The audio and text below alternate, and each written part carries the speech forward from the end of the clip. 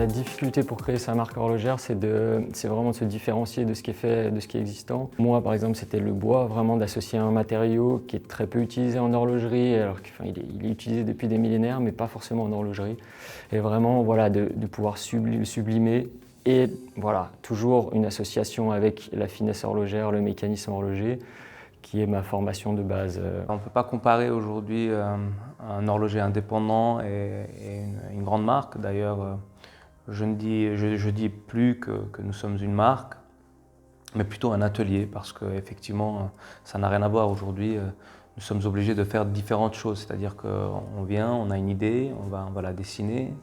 Il faudra être sûr que ça marche, donc il faut faire tout ce qui est prototypage. Une fois qu'on a fait le proto, on va lancer la production. Le marché pour les indépendants, il est ultra concurrentiel et il y a une difficulté d'avoir de la visibilité en fait. C'est ça qui est difficile. Les marques de renom ont déjà énormément de visibilité. C'est difficile de trouver sa place et d'être vu par des potentiels clients passionnés ou collectionneurs. Les réseaux de distribution sont saturés. Les nouvelles marques, elles auront de la peine à être présentes dans des détaillants parce que simplement, il y a beaucoup trop de stock qui est acheté pour les grands groupes ou les grosses marques. Donc là, tirer la puissance d'Internet, c'était vraiment aussi notre force là. Et on a pu vraiment créer cette communauté. On leur demande leur avis. Donc comme ça, on a cette interaction. Le fait aussi de faire des précommandes, c'est-à-dire que les gens, avant que nous, on fabrique un produit, on va d'abord partager le développement. Donc c'est à peu près pendant 6 mois, on explique les différentes étapes. Les gens vont pouvoir voter sur les designs, les choix des couleurs, etc. ou même peut-être des fonctionnalités. Et ensuite, quand on arrive au point de dire maintenant, il faut faire des précommandes, bah là, les gens vont, pendant 30 jours, vont pouvoir acheter la montre en précommande. Et ensuite, seulement, si on atteint un minimum de commandes, on lance la production. Ce qui fait que ça évite beaucoup de problèmes liés à l'aspect de fabriquer, de stocker des pièces, sans savoir si après, on va vraiment pouvoir les vendre. Il faut trouver un prix juste pour la montre. Et du coup, c'est là que, voilà, donc éviter la marge des revendeurs, donc, qui permet de descendre un peu, de diminuer un peu ce prix de la montre et d'avoir quelque chose qui est un prix normal, qui est un prix juste pour le collectionneur en fait.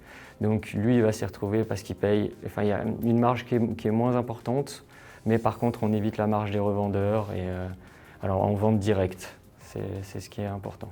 Quand on est dans un réseau de distribution traditionnel, le prix de production est en général multiplié par 6, voire 8 parfois, pour arriver à payer tous les intermédiaires qui vont être le distributeur, le détaillant, etc. Nous, on a simplement essayé de dire voilà le coût de notre montre, voilà ce qu'on a besoin pour développer la distribution directe, si on veut, et on a simplement un multiplicateur fixe qui est de 3,5. Nous, on ne fixe pas les prix basés sur un positionnement marketing en se disant voilà le prix qu'on pense pouvoir vendre notre montre, peu importe le prix de production. Nous, on a un prix de production, on fait x 3,5 et on obtient notre prix de vente. Moi, je suis plutôt un puriste qui va essayer d'avoir de la chronométrie, une très grande réserve de marche, une décoration qui est la plus exceptionnelle possible, si possible d'avoir un design, d'avoir une identité. Donc voilà, mais très important de peut-être pas suivre la tendance ou au contraire, c'est vraiment de se faire plaisir parce que c'est quelque chose de personnel. Donc moi, j'ai créé mon atelier il y a 7 ans et demi parce que je voulais justement m'exprimer, je voulais vraiment avoir une liberté dans ce que je voulais faire. Donc je voulais arriver le matin dans mon atelier et me dire bah tiens, aujourd'hui, je vais faire ça parce que c'est ce qui m'attire, c'est ce qui me pousse à faire ça.